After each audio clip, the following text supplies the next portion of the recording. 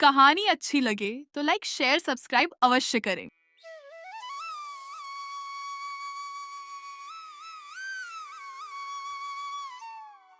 राजगढ़ नामक गांव में दिनेश अपनी पत्नी आरती के साथ रहता था। वह बहुत ही गरीब था लेकिन बुद्धिमान बहुत था।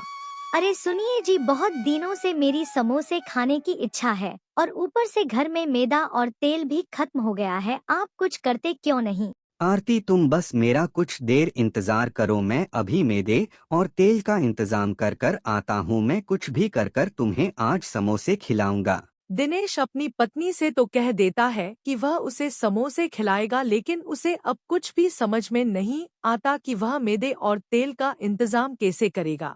दिनेश को एक उपाय सूझता है और वह अपने दोस्त राजू के पास जाता है।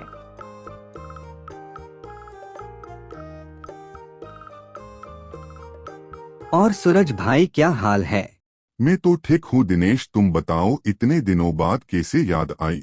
सूरज, तुम्हारी भाभी की समोसे खाने की इच्छा है और इसलिए मैं यहाँ तुमसे कुछ पैसे उधार लेने आया हूँ और कुछ दिनों बाद में तुम्हें तुम्हारे पैसे वापस लौटा दूंगा।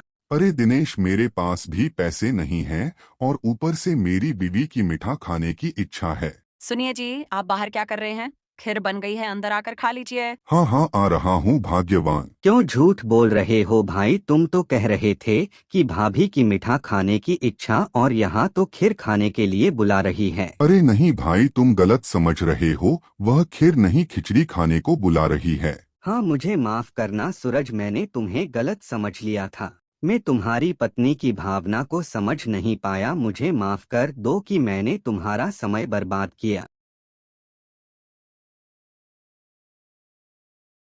दिनेश अपने आप से कहता है कि सूरज ने मुझे झूठ बोला कि उसकी बीवी मीठा खाने की जिद कर रही है, लेकिन उसके घर पर खीर जरूर बनी थी, मुझे सुगंध आ रही थी। तो मुझे समझ नहीं आ रहा कि मैं कहाँ से पैसे लेकर अपनी बीवी का समोसे खाने का सामान ले जाऊं।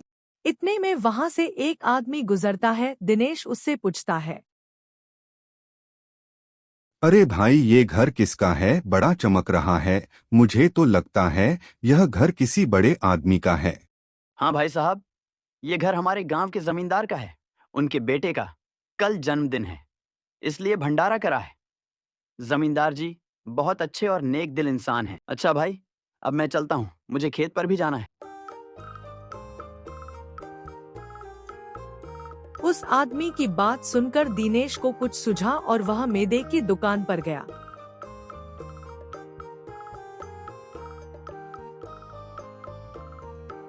और भाई, क्या हाल? तुम्हें जमींदार जी ने याद किया है भाई? जमींदार जी को मुझसे क्या काम पड़ गया है भाई?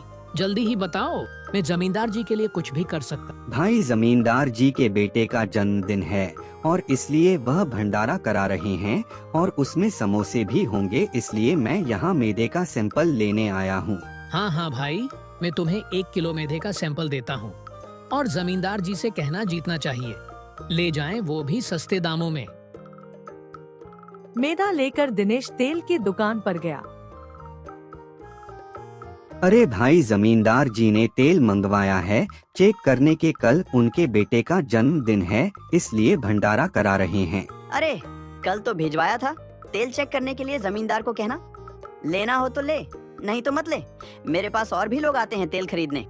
दुकानदार की बात सुनकर दिनेश वहाँ से 9-2-11 हो गया।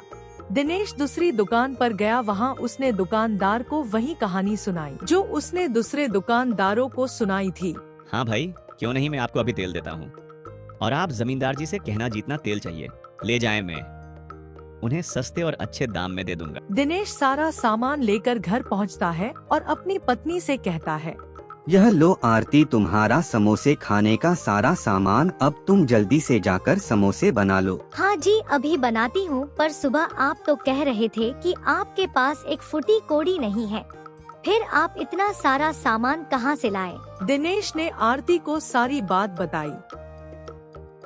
फिर दोनों ने साथ में समोसे खाए।